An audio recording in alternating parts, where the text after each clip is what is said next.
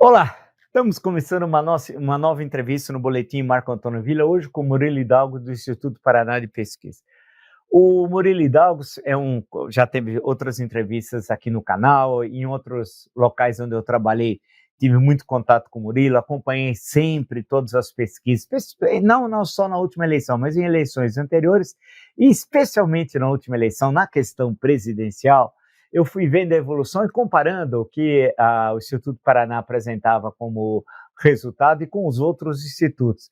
E olha, o Instituto Paraná chegou ali mostrando como uma eleição no segundo turno foi, numa linguagem mais vulgar, pau a pau, né, 50,9 a 49,1, quer dizer, mostrando como que aproximou a pesquisa da Paraná, né, com o resultado eleitoral. Então, agradeço muito, muito o Murilo Hidalgo ter aceito o meu convite e coloca a seguinte questão, porque eu tenho aqui uma pesquisa sobre a avaliação da administração do Lula. Antes de eu perguntar uns dados que estão aqui, Murilo, agradecer a gentileza de você ter me atendido, como foi feita essa pesquisa para que as pessoas que nos acompanham possam entender a metodologia? Obrigado por ter aceito o meu convite. Primeiramente, professor Villa, é uma honra estar participando do seu canal. A gente já tem uma longa história de divulgação de pesquisas com você. Bom, primeiramente, professor, a pesquisa ela foi feita de forma pessoal, onde as pessoas respondiam em pontos de fluxo ou nas suas residências à pesquisa, certo?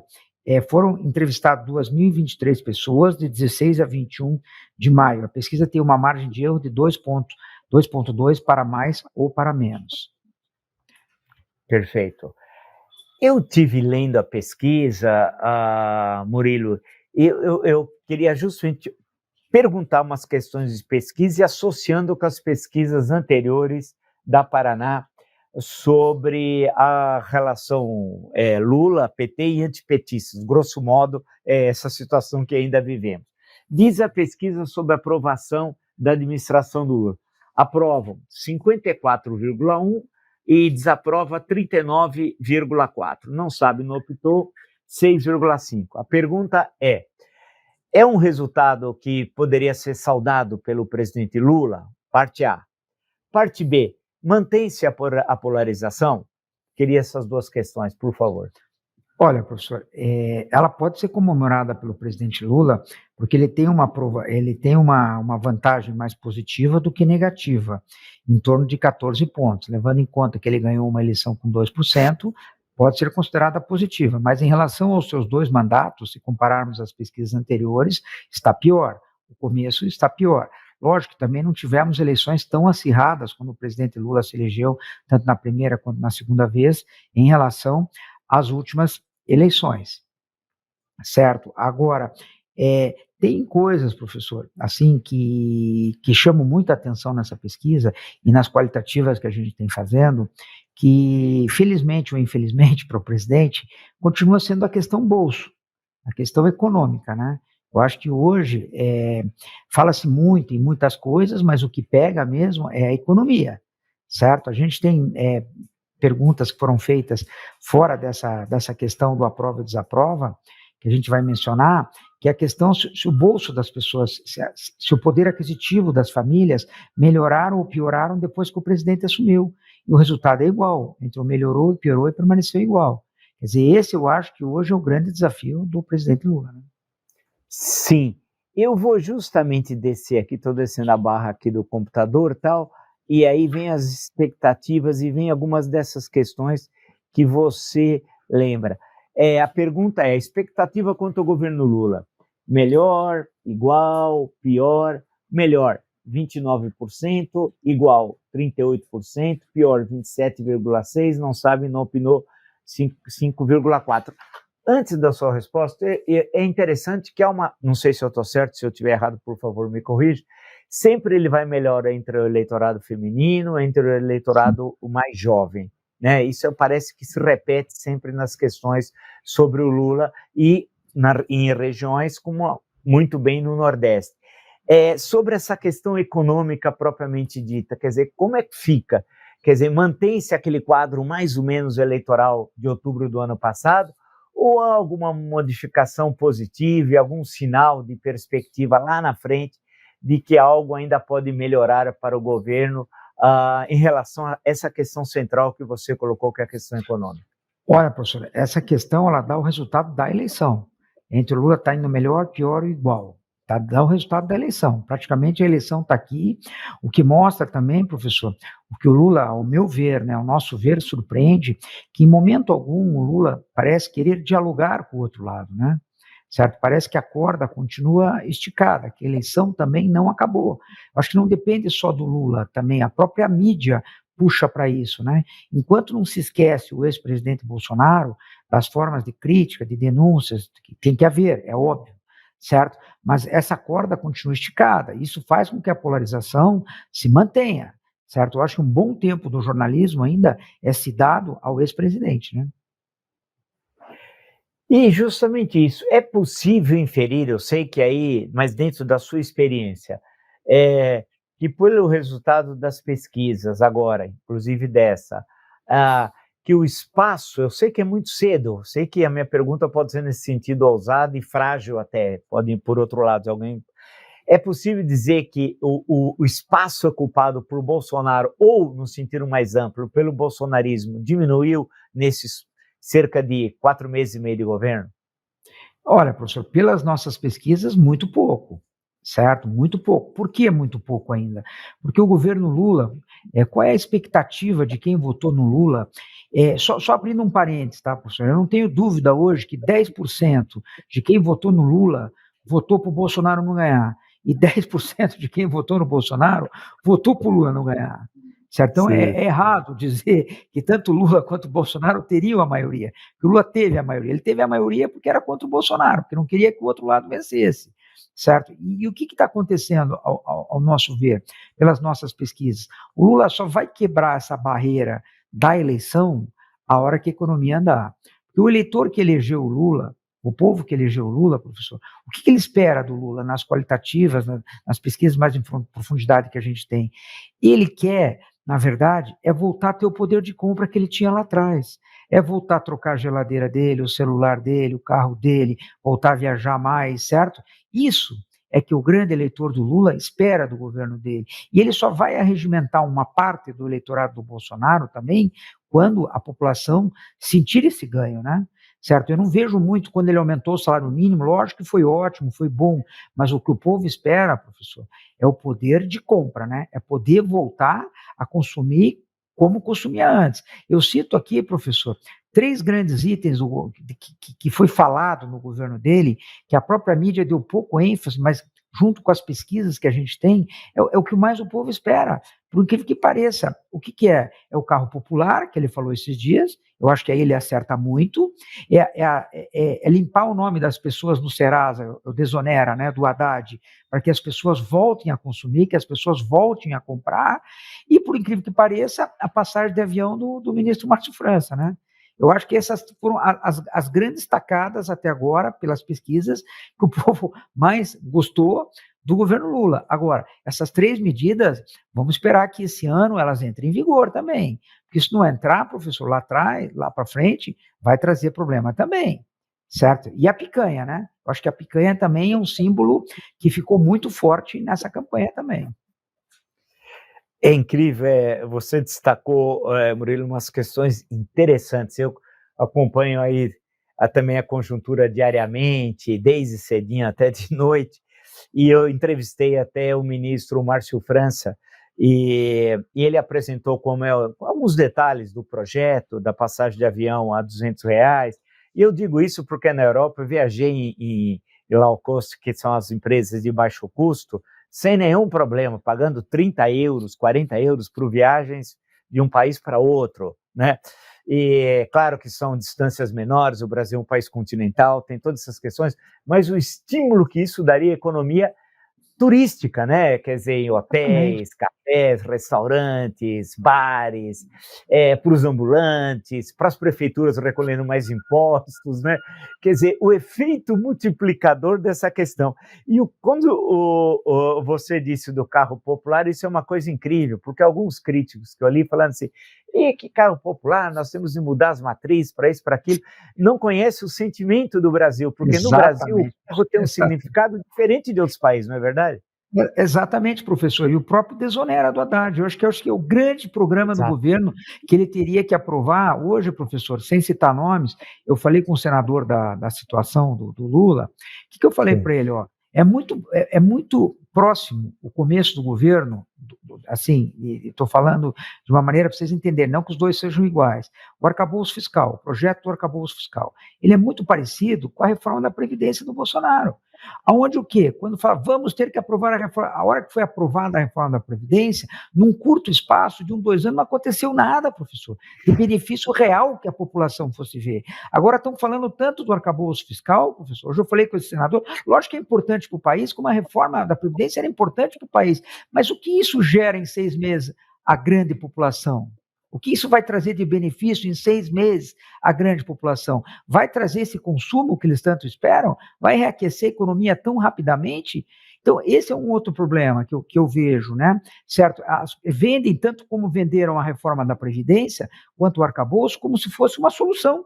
Uma solução que em 3, 4 meses estaria, certo? A vida de todos vão melhorar. A reforma da Previdência passou, foi aprovada e a economia não aqueceu. Quer dizer, não foi tudo aquilo que se falava, que o país era um outro país a partir daquele momento, que ia sobrar recurso, que ia não sei o quê. E eu vejo muito parecido com essa história do arcabouço, que vai melhorar, que vai sobrar recurso, que vai não sei o quê, aí passa 4, 5, 6 meses, nada acontece. Foi lá atrás, antes do Lula assumir, o teto dos gastos. Lembra que foi feito um carnaval para aprovar? E o que aconteceu? Absolutamente nada, né, professor? Para a grande população. Lógico que para o país, para as contas, deve ser bom, mas para a grande população, num curto espaço de tempo, eu acho que o presidente Lula tem que pensar nessas medidas mais eficientes que chegam mais rápido na população, né? Exato, exato. Por isso que é bom conversar com alguém que conhece do métier, como o Murilo Hidalgo, e que tem essa longa experiência nas pesquisas do contato e ao mesmo tempo com o contato com os políticos, porque aí dá para fazer uma ponte interessante. Eu também concordo em gênero, número e grau com a sua interpretação, ou seja, precisamos reaquecer a economia, essa é a questão central. É Essa é a legal questão. falar em arcabouço, marco fiscal, tudo isso. Isso. Ninguém entende. A grande parte da população, 99%, nem sabe o que é isso, mas sabe que é o carro popular, sabe que Isso. está devendo e está louco para voltar a comprar um fogão, quer comprar uma Exatamente. geladeira, mas não Isso. pode comprar por causa disso daí, e gostaria tanto de poder visitar um familiar e pegar um avião, ter o sonho de voltar ao aeroporto, né? É isso, quer dizer, muitas vezes o que você está expondo muito bem, essa falta de sensibilidade, parece que o poder em Brasília fica de tal forma numa bolha que não consegue ter essa sensibilidade do que o povo quer. E a pesquisa, aí que é a importância da pesquisa, a pesquisa não é meramente um registro de momento só, ela é muito mais do que isso. Ela mostra, nesse caso, um sentimento, né? Exatamente, professor, que nem eu falei para esse senador hoje, na vez de você queimar tanto fosfato, tanta força para o arcabouço, que precisasse passar, mas ajuda o Haddad a fazer o programa do Desonera. Cadê o Congresso para ajudar? O que nós podemos ajudar para fazer a economia reativar? O que se pode fazer para o Márcio França baixar, um exemplo? O que pode fazer para o carro popular? Parece que essas pautas não entram no Congresso também, né, professor? E aí você falou dos meios de comunicação da mídia, e isso é interessante, porque eu participo em vários locais, além no meu canal no YouTube, e eu percebo que eu mesmo acabo entrando nessas discussões do arcabouço fiscal, de não sei o quê, e esses pontos que você destacou que são os centrais, porque é o cotidiano, é o bolso, e o bolso é o que vai determinar a avaliação e lá na frente a eleição, né? Quer dizer, e são questões muito simples, né? Muito palpáveis, né? Exatamente, aí a gente perde um tempo falando em arcabouço, e ninguém chama o número 2, 3 da Fazenda do Haddad para explicar como está o Desonera. Quando que vai aplicar, quando que vai vir, isso não interessa, né, professor? Não interessa. Interessa o arcabouço que vai passar, é óbvio, e eu faço um desafio com o senhor, que isso não vai fazer a economia, num curto espaço de tempo, ela rodar rápido. Porque é muito longo prazo, né? Ela é importante para o país? mas não vai, é que nem a reforma da Previdência. Ela foi importante, ela foi importante. Mas e aqueles que falavam que o país ia ser um país diferente no dia seguinte, lembra, professor? Que ia sobrar dinheiro para as outras áreas. O que aconteceu? Não volta-se mais no assunto da reforma da Previdência. Entendeu, professor? Onde foi aquela sobra daquele dinheiro? Não, perfeito, perfeito, é isso. Porque e como essa a realidade concreta do povo, da classe média, das frações mais inferiores às classes médias, né? Que é esse sonho. Você se recorda quando você fez a referência minutos atrás que o povo espera o Lula 1 e o Lula 2, né? Os êxitos dos governos, que reclamavam que o aeroporto era uma rodoviária. Pô, tá muito cheio, alguns, né? O pessoal do andar de cima. Exatamente. Papapá. E a alegria das pessoas estavam pela primeira vez sentando no avião, tirava foto. Mas professor, o Lula se reelegeu por causa disso. Ele precisa lembrar que ele se reelegeu por causa disso. Hoje não adianta ele colocar mais gente nos Bolsas Famílias se elas não tiverem o poder de compra, professor. As pessoas estão sonhando com o poder de compra. Não adianta aumentar o salário mínimo 1, 2, 3% acima da inflação se não der o poder de compra, que as pessoas voltem a andar de avião, que as pessoas voltem a trocar a linha branca, né? O celular, o carro, que as pessoas têm essa expectativa muito forte em cima do governo dele. Ele se reelegeu para isso. Ele não se reelegeu para, certo? Então, essa é só uma questão que eu fico às vezes pensando, né? Que perde-se muita energia numa coisa e o resto que poderia estar andando numa outra velocidade, me parece que não está, né? Deixa eu aproveitar e perguntar a você, Murilo, e pensando sempre nas pesquisas do Instituto Paraná. As pessoas têm muita pressa no Brasil, né? Ou a mídia, ou os políticos, e já começam a falar em 2024 e alguns já falando em 2026, até em composição de chapa. E nós estamos não completou 5 meses do governo, portanto estamos longe desse processo. É possível desenhar algum cenário, ao menos para a eleição municipal de 2024, perdão, ou a presidencial 2026, ou é muito cedo? Professor, 2024 está próximo. 2024 para os políticos está ali, certo? Então, quer dizer, nós estamos muito próximos já de 2024. Agora, 2026 está muito, muito, muito, muito longe. Que nem eu brinco com as pessoas, o cara fala, já fez. Eu não sei nem quem chega vivo até lá, se vamos ter novas pandemias, o que vai acontecer, entendeu, professor? Não sabe se vai ter prisão, se vai estar vivo, se não vai estar. Quer dizer, é muito longe 2026. Agora, 2024, os players, aqueles que querem disputar as prefeituras, principalmente nas grandes cidades, já estão em campanha, né? Já estão se movimentando, porque a campanha está chegando. Se é para o eleitor, 2024 está longe, mas para os políticos, 2024 está ali já. E aí eu vou aproveitar dar uma de oportunista, Murilo. São Paulo é o maior colégio eleitoral, a cidade de São Paulo do Brasil, né? E aqui tem todas as movimentações, tal, vai ser esse, vai ser aquele, e a disputa se coloca. Aqui, normalmente, com quase todas as pessoas que eu converso, eles dizem o seguinte: a questão é quem estará com o Boulos no segundo turno, ou seja, é dado como certo e que Guilherme Boulos estará no segundo turno. É possível, com tanta antecedência, pela sua experiência em tantas pesquisas de eleições municipais, já bater o martelo e dizer assim, o Boulos está no segundo turno, porque a referência, claro, é a última eleição municipal aqui em São Paulo e a eleição que ele teve para deputada federal, mas especialmente ele ter ido ao segundo turno contra Bruno Covas. É possível já dizer isso? Olha, professor, com certeza, pelas nossas pesquisas, já divulgamos 2 esse ano em São Paulo, é muito claro o favoritismo do Guilherme Boulos. Eu te diria que o Boulos tem um grande favoritismo aí ao segundo turno. Aí a gente analisa quem seriam os adversários do Boulos hoje.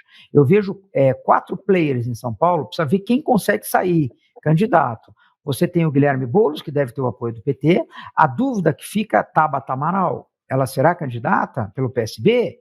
O PSB, vamos relembrar, isso pode trazer uma crise, tanto no governo quanto para o Boulos, porque a Tabata hoje ela está no PSB, que é partido de Márcio França e Geraldo Alckmin, certo?